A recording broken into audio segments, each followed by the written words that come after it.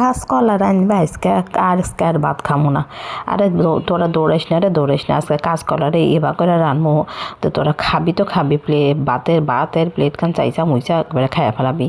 প্রথমে কাঁচকলারে সেদ্ধ দিমো, ধুয়ে সুন্দর করে ধুয়ে সেদ্ধ দিমো। এদিকে মুসুর ডাল ভিজা রাখবো।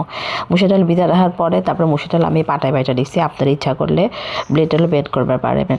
তারপরে এর মধ্যে কাঁচকলা ভর্তা করে নেবেন, ভর্তা করে এর মধ্যে কাঁচা পেঁয়াজ, কাঁচামরিচ, ধনিয়ার পাতা, হলুদ গুঁড়া, ধনিয়া গুঁড়া, জিরা গুঁড়া দিয়ে এই সুন্দর করে আগে মইথা নেবেন। মইথা নিয়ে খুব মতো কষলাবেন, কষলা মইথা নেবেন। নরম হবে তখন ওর সাথে কাঁচকলার মুসুর ডাল মাহা নেবেন। মাহা নিয়ে বড়া শেপে বাইজবেন। আসসালামু আলাইকুম, সবাইকে আছেন, আশা করি ভালো আছেন।